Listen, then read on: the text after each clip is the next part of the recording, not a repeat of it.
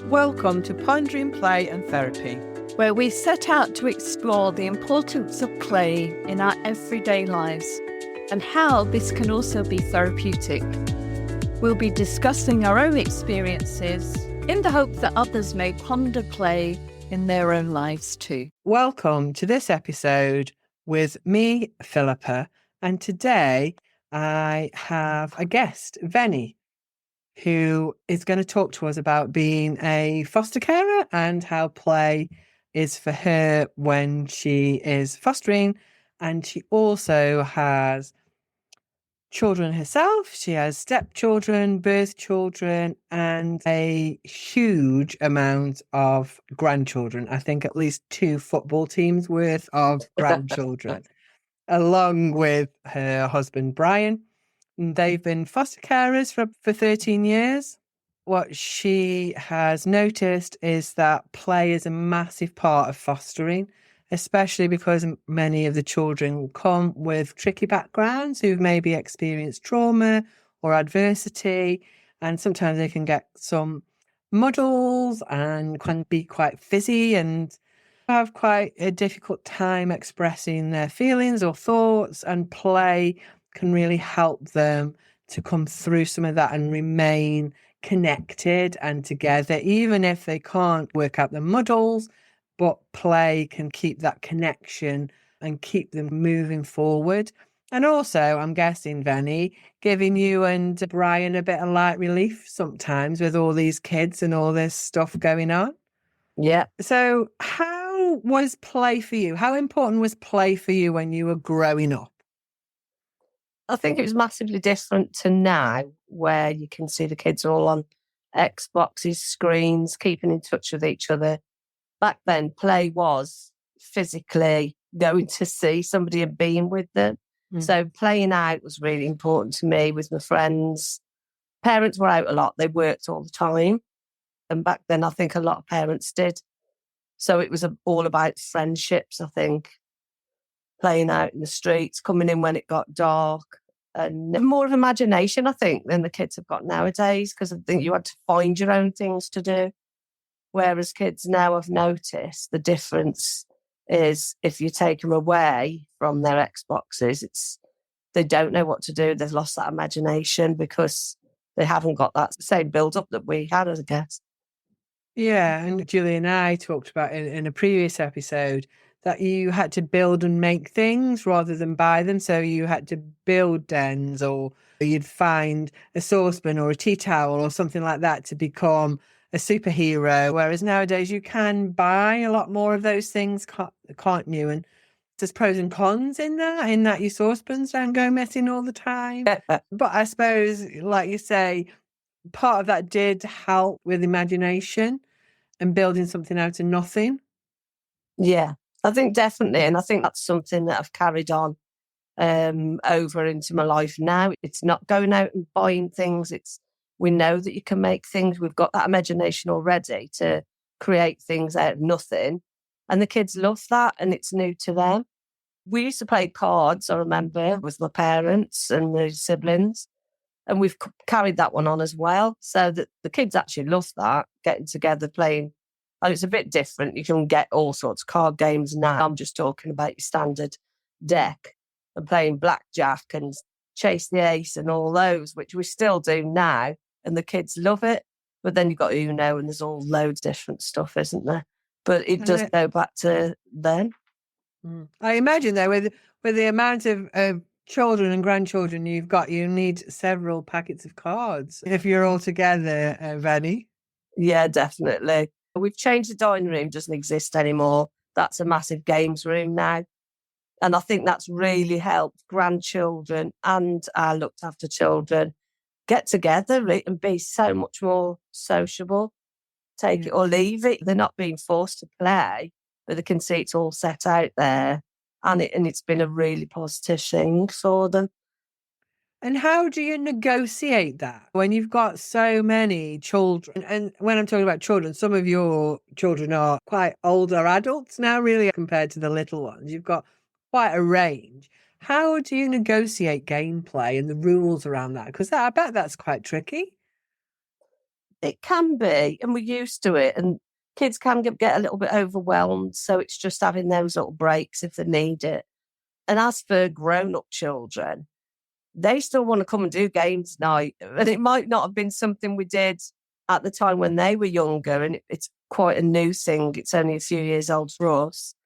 But we've seen how much good it's done. The grandchildren invite the cell phone to come to games night.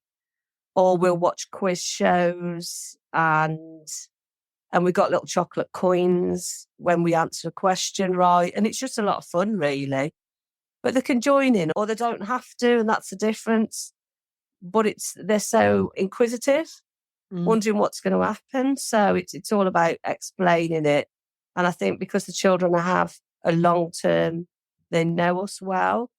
But we have had children on respite as well that they don't know what's going on. We've had children that don't know what play is. So it's unknown, it's scary. So sometimes if they refuse to play, I'll just sit and start myself and get some Play-Doh out or do some colouring in. And then you can see them staring and wondering, what the heck is she doing? Crazy woman. But they join in because they don't want to miss out and they want to know what it's about. And it's not forcing anybody to do anything they don't want to do or don't understand. Julie and I have talked about this as well, is that play isn't always fun, is it? Sometimes play can be pretty scary if you haven't experienced. Yeah. Or I think the other thing as well is if you own something and maybe you've lived in a household where things got broken or sold or your siblings took them, that actually it can be really hard to play because you don't want to let go of the thing that you've now got and owned. So you don't want to play with it. You just want to hide it away so nobody else is going to have it. And that can be quite tricky, especially if you've got lots of children around, some who can play and really love playing, and others who find it really scary or want to protect what they own. What's that like for you? Yeah, that's definitely a big issue, or it has been. So we never force them to play their own things. We try and get our things. So we buy new games and we have a big selection of anybody can use anything, but their things stay in their room because they do have trouble sharing, of course, and that's totally understandable. So it's about playing different things, and I get stock of things that anybody can have or use. And if they want to take them to the room and keep them, that's absolutely fine. But I think that over time, they become more trusting and are happy to share. Or the boys have done amazingly before Christmas of sorting out what they really don't like and what they do like in games and giving them away to other people. And I think that's massive, especially for a looked after child, to let go of anything. So it's never forced. It's got to be their choice and their control. And they did really well. So I've replaced it with lots of other games. And yeah, it's worked really well. It's not always going to. So there's lots of different things we can do. And there's cooking, isn't there? And all different types of games. You do lots of baking though, don't you? Lovely cakes. So that it really is a form of play, isn't it? That crafty kind of play. And maybe it's less intense and you get a reward at the end. Yeah. I think the struggle it's the patience, isn't it? It's like we've got to bake the cakes and then they've got to wait for them to be baked and then wait for them to cool down. Then you can see little muddles rising with some younger children. So I tend to try and already pre-bake them, or even just, it doesn't matter, get the pre-baked biscuits and just let them decorate it because they've got this little window that they're going to concentrate or sit there and want to do this. And I think that they lose patience really quickly with that. But they manage better, I think, with the board games, except for Monopoly, because that just goes on forever, doesn't it? Yeah, it does. And how do you introduce children coming into your home to live, whether it's on short-term breaks or whether it's to live as a family for however long they're there, to children that are already established in your house? Because again, those things around rules and sharing and familiarity, how does that manage with play? How do you do that? It can be difficult at first. We do work around kindness. We say kindness a lot. Nobody's in trouble for not sharing. It's just about thinking about others. And they do, depends which child we've got, obviously, or a new one coming in that just wants to play with everything. Things that are really precious to the boys, for example, I'll hide out of the way because I know it will really upset if anything gets broken. And some things, it doesn't matter. If it gets broken, it gets thrown around, it doesn't matter. Nobody's in trouble for having a big wobble and throwing things around. And they can see that. And it's just building up that trust, really. Yeah. And do you use playfulness when children are having muddles or a bit or fizzy? Do you use play to help with that? I think that, I think we call it distraction, and it really does work well with them because they get into such a state, they don't know how to get out of it. They sometimes won't accept help getting out of these muddles. They don't know how to regulate the self, and we try and do it. But sometimes just distraction, and I'm sitting there messing with something, a little stress ball or whatever, and the curiosity sort of flips their brain somehow, and they're like, what are you doing? What have you got? It's fear of missing out. It's all that sort of stuff. And it does help regulate, well, that and a giant fluffy blanket, obviously. Yeah. And I guess that's the same if you've got a little 3, 4, 5-year-old, one of your little grandchildren. I guess sometimes feelings get really big, don't they? And really hard for them to manage. Yeah. And sometimes they need some emotional scaffolding, and they maybe don't want you to hold them or hug them. So a blanket's a really nice way of them feeling that. But that play, like you say, just playing with a little ball or looking at a cartoon book or something that they're like, oh, what's she doing there? You know, it can start to just calm that brain down, can't it? Yeah, it works really well. I had a child that was having a huge muddle and nothing worked. Everything we tried, it just didn't work. So I got this massive fluffy rug and I put it on the floor next to her. And I think at this time she was screaming. She was really dysregulated. And I just started rolling around on it, like as if I was a toddler. And I must have looked stupid if anybody could have seen me. But I just started rolling around and just stroking the rug and feeling. And it didn't take very long at all before the curiosity is, what is she doing? And she just got down and started stroking this rug with me. And then she allowed me to wrap it round her and make her feel safe.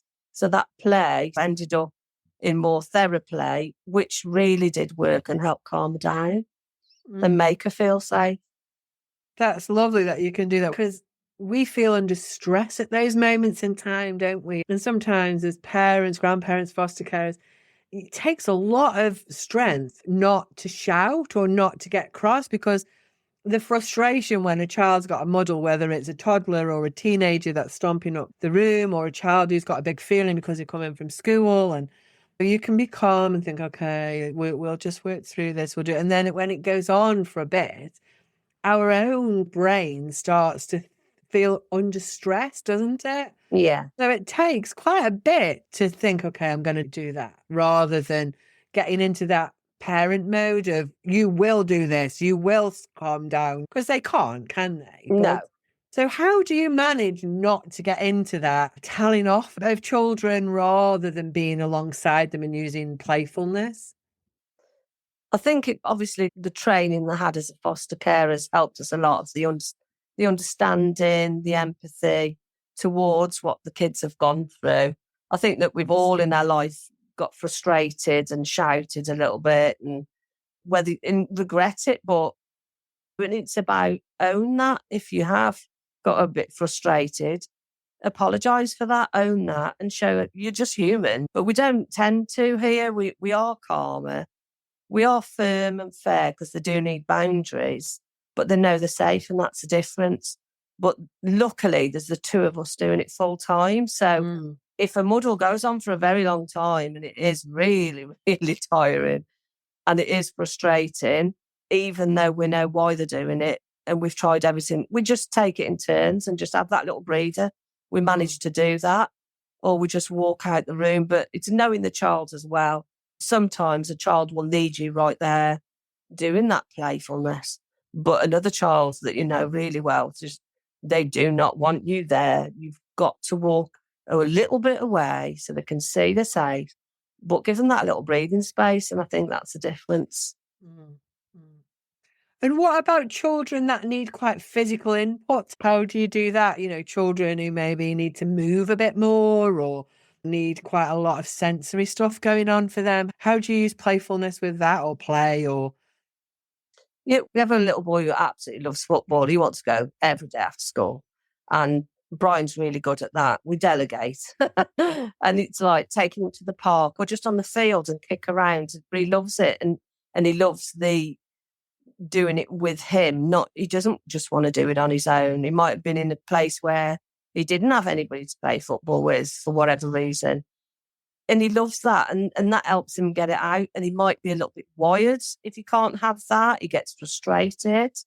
And it's about explaining we can't do it every minute of every day, but it's about not saying no. It's about saying not just yet. It's we will do that tomorrow. Planning ahead, explaining to the children really helps, rather than just saying no, which leaves them obviously would leave anybody frustrated really. Mm. And do you help them to access clubs or stuff like that? Yeah, we're always trying to be proactive with that. So if it's to do with football, one of our children, absolutely, but he will not, and he knows his mind, he will not join any other club, no matter how hard we try. And that's absolutely fine. So it's football club, it's football training, after school club, everything to do with football. We've got another boy that did those things, but now he's a teenager, and teenagers don't tend to want to do much really, other than what I used to do when I was a teenager, is hang around with my mates. That's a different type of play. But then there's joining in and trying to get him to join in, the teenager trying to get him to join in with the games. And he doesn't always want to do that. But then the other night, he come downstairs, because obviously they're nocturnal, aren't they? About 11:30 at night, saying, "Are we playing cards then?" We're like, "Not now, no, going to bed now." So he's still willing and able to do that, and he does like it, but that's his choice. Often he chooses not to, but then he will still join in other times. You got teenage grandchildren. How do they play? How do you play with teenagers different than your little ones? So again, all kids that age especially want to be on their Xbox, but they're happy to come round here and join in games times. We try and get, our daughter's got a brilliant game called Outsmarted, which links to the TV and the phones. So each player gets to answer the question. It just pops up on the phone. So it joins the technology with the boringness of a board game for a teenager, really. But you can even play it across different houses with the one game, which is brilliant, and include other people. So you can be in different houses and play. Wow, that's cool. Cool thing, isn't it? Yeah. So we have one of the children here. He thought he'd try it out last week and went to his room. So we're sitting in the games room on our own, me and Brian, and he's in the bedroom going, but you can hear him echoing. But he thought it was hilarious that he could answer from his room. So he's probably also already looking at the TV or watching Netflix or whatever at the same time. Yeah, yeah. So it's finding those ways to do that connection that kind of fits where they are in that moment. Some teens will really want to be with you, won't they? And want to be doing the baking and helping out and all those sorts of things. Other teens want to have that distance. But as a parent or a foster carer or a grandparent, you still want that parental presence, don't you? You still want to be there in their lives, but it's finding, how can I be there in their lives and still allow them that independence or that separation that naturally is what teenagers go through. So that sounds like a really great way of doing that. You can still be connected with them and those sorts of things. Yeah. The other thing I wondered about, I know we've talked about, is lockdown and how lockdown has had a massive impact on people in so many ways, from little people not having those first bits at school for the teenagers at the time who are now in their 20s, who just as they were going into independence, that was all taken away from them. And then the ones that were just coming into the teenage years, that independence that they should have started to create at that time when you're 11, 12, that's naturally you start to look out for peers rather than parents, was taken away from them. How did you find lockdown? So I tried to be as prepared as I could be, because then I could see everybody else panicking once it began, and it did hit everybody's area, didn't it? It hit our country. So I did worry about homeschooling would be a massive issue for me, because although we are happy to try, and we are like a bit older, so I know school do things differently, it wouldn't work. They're under the table, they're over the table, moving, throwing the table. It's not working at all. So we just completely come away from that. It was just making muddles too big. So we introduced a lot of like life skills and through play. And that did really help, because obviously it was a really stressful time. They couldn't see their friends. They couldn't see family. Well, anything really. So I managed to get a hot tub, and we called it the Therapool. So we had that. They absolutely loved it. I had snorkel gear in, and they were doing that and messing about in that. So that was a really good way of, through play, really calming them down and having lots of fun. I bought loads of stuff. I bought the wax, and we all made wax candles. We did loads of science experiments with food, without food, building like motor. You can get these kits, building motor engines. It's knowing the children, I think, and what they would be best at, and building things out of wood, and even the lollipop sticks, and building little bridges and little tiny furniture. It was really good. It was really good for them. Obviously didn't completely cure everything, but it was massively helpful. Without that play, I don't know we would have managed at all. Yeah. I enjoyed lockdown. I still worked and still went out, and my child was 16, 17. He was just in that age. I feel like I had him a little bit longer because we did more things together. But what I also acknowledge is that I have a garden, and I live in an area where we had a dog, so we could go out and walk, and we could spend time together doing things. And I guess financially, I could afford to do those things. And it sounds like you and Brian were at home, and you've got an outdoor space where you can put a hot tub.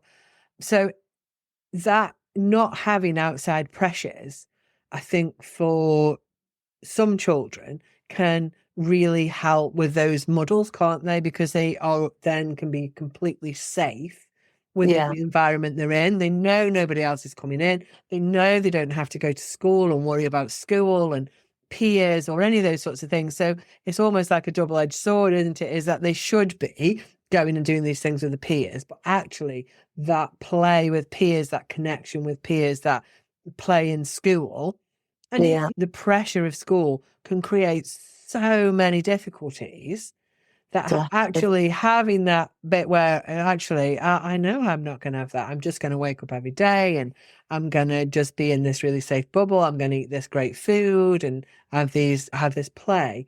In some ways, takes away their need to survive in high stressful situations, and can help to reduce the muddles and the fizziness that go along with that. Is that what you found?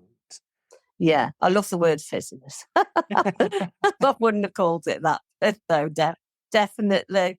And where one of the boys was so happy not to have to go to school, the other one wanted to, because he missed his friends so much. So you can't win in every situation. But I mean, we did give him access to a mobile phone so he could speak to his friends. And that's the best we could do at that time. That was complete lockdown. But yeah, we did a lot of outdoor space. Like you say, we were lucky enough. We managed to get the projector. So we were watching movies in the garden on the wall. And it was just different things, which is weird. But you might not want to watch a movie in the living room. But it was just thinking outside the box and doing weird and wonderful things, really. Have you been able to carry on some of the things that you did in lockdown? Have you been able to carry them on and then include your extended family in that, your grandchildren, your children? Yeah, so we had a little bar building in the garden and we moved it across. And during lockdown, I turned it into a giant sweet shop. So it's the size of a shed, but it's now a sweet shop. So we did all that. So we do role play in there. And so the younger ones, they go in there and they just pretend to make food in there. And the older ones try and sell us our own food we've already bought. But they all love doing all that. And we play lots of games. We have some really big fun barbecues where all different ages of family and friends come round. And we've got giant playing cards. We'll play your cards right. Or, well, actually, it's supposed to be play your cards right, isn't it? We call it play your cards wrong because we actually were different. But they love it. And I come up with these really weird little prizes and wrap them up like little stress balls and things. And I always make sure everybody gets a little prize one way or another. Okay. So how do you manage? Because it sounds like you do lots of play and lots of fun with lots of different range of kids, different age of kids. How do you manage with children and young people who really struggle to lose or not be the best, or that's those children that internalize that failure means that they are bad rather than failure means I didn't win this time, but I might win next time and it's okay because I know I'm going to win next time. But sometimes children haven't had experiences that have taught them that adults will make things okay for them, that will scaffold their emotions for them. So everything is about them and that they are bad and they are unlovable and they are awful. So they really struggle with anything where there's, even if it's not a losing game, but they feel that they are losing, they can really struggle with that. How do you manage with that, Venny? Yeah, that can be a big problem. And I do recall when we played cards with my parents and my siblings when I was young, it would be money. It'd be pennies or 10p's or little bits of money and that. I couldn't possibly do that now. The idea of them not winning money, there would be massive meltdowns. So it would not work. We've just got these little plastic chips we use. So it doesn't matter. You're not walking away with anything at the end of the day and who's got the most chips. And we always make sure we end the game on use as many as you want. And then we play silly things like let's just throw them around or build big pyramids out of them and just changing the subject, really, I guess. A bit of distraction. But they know that, the idea of fear of missing out, isn't it, on what somebody else has got. We just try and make it fair as we can. But we also do a lot of explaining before and after. And it has really lowered that. It's lowered meltdowns. And do you find ways to help them just experience just a little bit of losing? So maybe that you're playing a game and they win overall, but maybe there's 4 rounds and they'll lose 1 round but win 3. Yeah, just a little bit at a time. It's baby steps, isn't it? So they've got to get used to real life. They've got to get used to missing out on certain things or somebody getting more than them. And it's just those conversations that we have about, you might think they've got more than you. But that's okay because another day you'll have a different amount. And just, it does take some time with a lot of therapy, speaking, nurturing and explaining, and also just being a bit silly as well into it. So it's not so serious, but it seems to have managed a little bit better. And if they have a big muddle and they stomp on it, I'm not playing this anymore, and not connect 4 all over the place, or the pack goes chucking all over the yard, what happens? How would you manage that, Venny? That's okay. And then now things get broken and tempers, they come out and that's okay. And we're okay with it. And we're just very nurturing with it. And nobody's to blame. And we show a lot of understanding about explaining to them about that must have been really hard. I understand you were frustrated and somebody else won and you didn't. And then we speak again at another time when they are sort of calmer and listening more about what happened and how we can help that. Yeah. So it sounds like it's more than explaining. It's attuning to their emotional state, that you are noticing what they're feeling, that you're saying to them, oh, Fanny, I can see that was really hard for you then when Brian won. And I'm really sorry that you're feeling so upset about it, but maybe next time you might win. And it's that connecting with them in the moment where they are, rather than telling them they should be something else. Is that so? You're saying, I can see that this was hard for you, rather than saying, don't be so silly, this is just a game. Yeah, and if I did say that, the muddles would just get bigger every time. There's absolutely no way that's going to help in any way. So we know that it definitely does work, is the nurturing, the explanations and the empathy of why they are behaving in such a way. And it's not, I don't like it being called naughty or anything. It's about understanding that they didn't have the games before maybe, and they're loving it and having such a lovely time. They don't want it to end, or they're scared about what somebody else will win and what they don't win. So it's the understanding. Mm. And that really just made me think, how do you end it when they're all having fun? Because lots and lots and lots of families, one of the biggest things that when I see families that they come with is transitions are so hard. That ending one thing and starting another, whether that's they're on their tablet and they have to come for dinner, or that you're playing with them and you need to end it because it's bedtime, or that they're playing out with their friends or hanging out with their friends as a teenager and they need to come in. That transition of ending this playful, fun, nice thing that they're having to go and do something else that maybe they don't want to do as much, like eat their dinner or go to bed or get ready for school. How do you manage that, Venny? Because that's really hard. Yeah, definitely can be hard for them. So we always give them notice. We couldn't possibly just turn around and say, right, that's it now, it's bedtime, and just shut that down, because that won't work very well for anybody really. So it's about, look, it's getting a bit late now, it's nearly bedtime, so let's just have another 2 games here, or another 2 round of cards, or we'll just play this game. And then, so it's thinking ahead, but letting them know. So they know they've got on a little countdown. Let's have a little drink now while we're winding down, or explaining for a child's playing out. There's a certain time we have to be in, but that's because I'm keeping you safe. And I know you're having fun, and that's okay. But we are very flexible in the sense that we let, obviously on a weekend, not a school day, but we let friends sleep over and let them have fun in different ways. And they know that. They know we're listening. They know we are looking out for their needs and we're not being selfish or mean. They know we're fair with it. And I think that really helps as well. So it's that structure of, okay, so it's going to be bedtime in a minute. We're going to have 2 more rounds of cards, or you've got 10 more minutes on your tablet or whatever it is. So you're structuring it and you're giving them those countdowns. Yeah. 10 minutes, 5 minutes, 2 minutes. So they've got, and it sounds also like, Venny, that you're noticing what they're feeling. So in some ways it's helping them know what they're feeling too. So I know you might be a bit disappointed that we're ending now.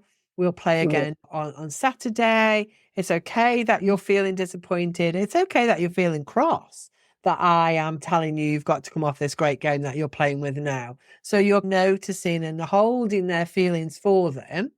Yeah. And saying it's okay that you've got these feelings. However, you still have to come off and go to bed. So you're not saying, yeah, you can have these feelings, you can be fizzy and I'm going to let you carry on. There's a structure and a boundary to it, but using, it sounds like, lots of empathy and lots of a thing called PACE, playfulness, acceptance, curiosity, and empathy. A guy called Dan Hughes coined that and has got a whole program around that. But it sounds like you and Brian use that quite a bit. Yeah, we do. It helps. It is a lot of the understanding, isn't it? Like you said, and they can't just manage that, but also letting them know. You might be a child that thinks, this is it, we're never doing this again. They don't understand a child that doesn't know us, that comes on respite maybe. So it's about, look, okay, we are finishing it tonight, but to Friday night, we could say, but we can play again tomorrow night or tomorrow day, depending on a school day, obviously, and work around and let them know ahead of time. We will be doing this again, or you are going out to play with friends, and this is when you're doing it, and reminding of them in that moment that this isn't the end and this will be happening again, which really does help. Wow. And so we're coming to the end of our thing now. Do you enjoy playing, Venny? Do you enjoy doing the play? I do. It can, when you first start certain things that people advise you, why don't you try this? And you might think, I'm not sure about this, or you try and adapt it in your own way or find something that suits you better. But play is definitely really useful. And even kids that don't think they want to or say they don't want to always end up joining in one way or another. So it's definitely right, but it's finding what suits you. And I played chess not for a long time, since I was a child, but then I started playing it again, and I never thought for a minute they'd want to be involved in that, because that's really it can be really difficult. Brian's give up. He doesn't want to play chess or learn how to. He's like, I can't do this. He's give up on that. But one at a time, the boys are like, I'm interested in this. I want to play. And I just thought they're not going to get it. It is really quite complex. But they do, and they love it, and they carried on. And then they're asking me, have you got time? Can you play chess? I'm always like, yeah. And sometimes you might think, okay, I'm a bit busy right now. Wasn't planning to do that. But you know what? This child doesn't play as often as you would like them to. I will stop everything right now and I will play this game of chess with him, because not always does he want to join in. So, no, it's worked really well, and he loves it. So... Oh, that's great. I think that's a really great place to end. It sounds like what you're saying is just keep in there, keep that parental presence in there, keep just chipping away slowly, and eventually there's some kind of engagement in play. Yeah. But not forcing, we are going to do this today. No, because if you force, it's not going to happen. Oh, well, thank you so much, Venny, for being our guest on this podcast. I've really enjoyed chatting to you, and good luck with all of your fostering. Thank you. Nice chatting to you too. Thank you for listening. If you've enjoyed this episode, please follow our podcast and click like.